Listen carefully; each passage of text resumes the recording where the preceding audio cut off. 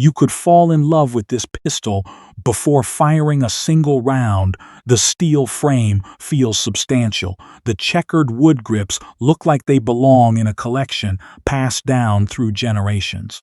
And behind its familiar lines is one of the most respected handgun designs ever created. But nostalgia can become expensive when it hides a product's weaknesses. Open the box and you find only one magazine. Pull the trigger, and the reset is so faint that you may completely miss it during faster shooting. Place the Springfield 35 4-inch beside a lighter, more practical modern pistol, and an uncomfortable question begins to form. Are you buying a Reborn legend, or are you paying for an old memory wrapped in new packaging? The SA-35 could be the compact Browning high-power enthusiasts have been waiting for, or it could be a nearly 100-year-old design struggling to survive in a market that has already moved beyond it. And one small detail changed my entire opinion after the range session. So I am not going to judge the SA-35 by its appearance, its history, or the Browning high-power name stamped behind it today. This pistol has to answer three simple questions. First, can a design born in 1935 still perform well by modern standards? Second, do Springfield's updated sights, controls, magazine capacity, and internal improvements create a genuinely better high power, or are they mostly cosmetic changes? And third, who is this pistol actually made for? Is it something you can shoot and use regularly, or is it mainly a collector's piece built around nostalgia? To find out, we will score it in 5 categories: heritage, handling, trigger, shootability, and practicality. The scores will be revealed one by one because the final result is not what I expected. To understand what the SA-35 is trying to become, we first have to understand why the original Browning high power mattered so much. When this design appeared around 1935, a semi-automatic pistol carrying 13 rounds of 9mm ammunition was not simply convenient, it was revolutionary. The high power was connected to John Browning, the same legendary designer whose name is inseparable from the 1911. You can still see some of that family resemblance in the shape, balance, and overall feel of the pistol. But the high power created its own identity. Its steel construction, high capacity, and practical design helped it spread across militaries and countries around the world. It became more than another handgun. It became a standard that later pistols had to answer. The problem is that history does not guarantee relevance. 13 rounds were extraordinary in 1935. Today, 15 rounds are common. Springfield is not only reviving a legend, it has to prove that this legend still deserves a place in the modern world. That history becomes tangible the moment you pick up the SA-35 before a single round is fired. It does something many modern pistols cannot. It feels like an object with a story.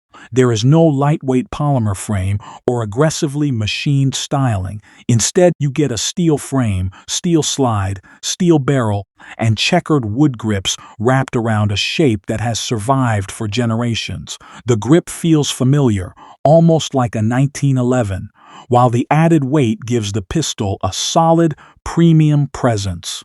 It feels less like a disposable tool and more like something that could have belonged to your father or grandfather.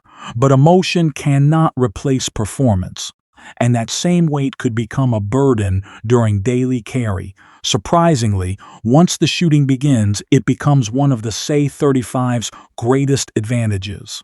Springfield did not simply shorten the barrel and copy the original high power. The SA-35 adds modern sights, forged steel components, improved controls, and a redesigned feed ramp intended to support more reliable feeding.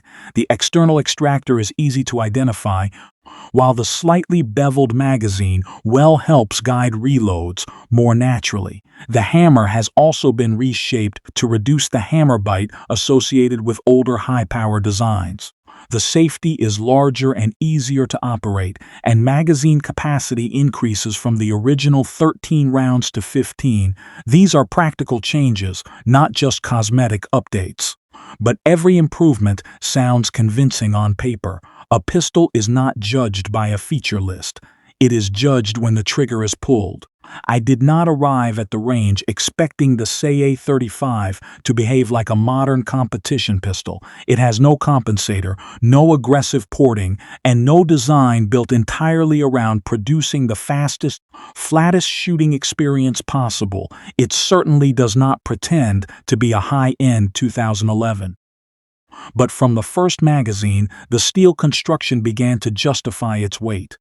The recoil did not disappear, but it felt smooth, predictable, and surprisingly manageable. The pistol returned to the target naturally, and the solid frame absorbed enough of the recoil impulse to make repeated shots feel comfortable. More importantly, it ran well and left me more impressed than I expected. So far, the SA-35 earns 9 out of 10 for heritage, 8 for handling, and 8 for shootability. But the trigger and practicality scores are still waiting. This is where the classic design begins to fight back. The SA-35 grip feels slim, natural, and immediately familiar. It does not force the hand into an exaggerated angle, and anyone comfortable with a 1911 will recognize the shape and control layout. The manual safety is large enough to operate easily without feeling oversized. The slide stop sits in a practical position, and the textured magazine release feels positive and familiar. Springfield also reshaped the hammer to reduce the hammer bite associated with older high-power pistols. The only weakness is grip traction. The front and back straps remain fairly smooth, so additional texture would help when hands become wet or sweaty. But once we move from how the pistol sits in the hand to how the trigger behaves, the story becomes more complicated. On the bench, the SA-35 trigger makes a strong first impression. The take-up is noticeable, but not excessively long. Once it reaches the wall, there is only a small amount of movement before a quick, relatively clean break. Multiple measurements place the trigger pull mostly in the upper 3-pound range, which is lighter than I initially expected, but a trigger cannot be judged by weight alone. The reset is where the experience begins to fall apart. It is faint, quiet, and difficult to feel when shooting quickly. I missed it more than once and short-stroked the trigger during the range session. The break earns 8 out of 10. The reset gets 5.5 overall. The trigger scores 6.5 out of 10. And surprisingly, this was not the most frustrating problem that was waiting inside the box. And the most frustrating weakness is not hidden inside the pistol. It is sitting beside it in the box. Springfield increases the capacity to 15 rounds, but includes only one steel magazine. That may sound like a minor complaint until you spend an entire range session testing the gun. Fire 15 rounds, stop, reload the same magazine, fire again, then repeat that process every time you want to continue. When you are trying to put a few hundred rounds through a pistol, that interruption becomes impossible to ignore. One magazine may be enough to make the gun function, but it does not create a complete ownership experience. For a pistol like the SA-35, 3 magazines should be the standard. Would you accept only one, or would that be enough to make you walk away? A classic pistol can be forgiven for being heavy. It can be forgiven for having limited grip texture or controls that feel different from modern designs, but it cannot be forgiven for unreliable operation. Over the course of this range session, I put a few hundred rounds through the SA-35 to understand how it actually behaved. It ran well with the ammunition used during the test and gave me no reason to lose confidence in its basic operation. That does not make this a permanent guarantee. guarantee, and it does not replace a longer-term durability test. It only reflects what happened during this specific session. Within those limits, the SA-35 earns 8.5 out of 10 for reliability. And now we have to ask whether reliable performance is enough to make it practical. Reliable performance does not automatically make the SA-35 the right choice for everyday carry. Yes, it can be carried, but the more important question is why most people would choose it over a lighter, more modern pistol. Its all-steel construction helps control recoil at the range, yet that same weight becomes harder to ignore after hours on the belt. It is also a hammer-fired design, not a modern striker-fired system built around minimum weight, simple operation, and maximum practicality. For most users, this is not the strongest everyday carry option, and that does not make it a failure. For range use, it earns 8 out of 10. For daily carry, 5.5. For collector appeal, 9. The SA-35 is most convincing when it is allowed to be what it truly is, a classic shooting experience. Place the SA-35 beside a modern pistol, and the differences become impossible to ignore. The SA-35 uses a steel frame, an exposed hammer, and a design built around mechanical feel and historical character. Most modern pistols prioritize lower weight, striker-fired simplicity, accessory compatibility, and everyday convenience on paper. The newer pistol may win almost every practical category. It is easier to carry, easier to customize, and often designed to shoot faster with less effort. But comparing them only by features is like judging a classic car against a new electric vehicle using acceleration alone. The modern machine may be quicker and more efficient, but it may not make you turn around for one last look after you park it.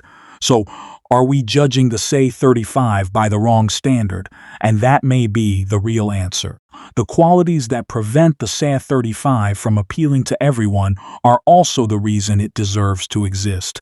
If we judge it only by weight, trigger reset, carry comfort, or modern features, it will always appear outdated, but the SA-35 was never meant to erase its past and become another lightweight striker-fired pistol.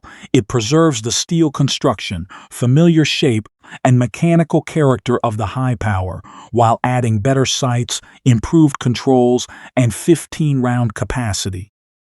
If you want the lightest and most efficient tool available, this may not be the right pistol. But if you want to experience a historic design without relying on an original handgun approaching 100 years old, the SA-35 suddenly makes much more sense. So, who should actually buy the Springfield SA-35? This pistol makes the most sense for Browning high-power enthusiasts, collectors, and shooters who appreciate steel frames, exposed hammers, and firearms with genuine historical character. It is also a strong choice for anyone who wants a distinctive range pistol or remembers seeing a high power in the collection of a father or grandfather. But it is not the right choice for everyone. The trigger reset should be more positive. Including only one magazine is disappointing, and the all-steel weight makes it difficult to recommend as an everyday carry pistol for most users.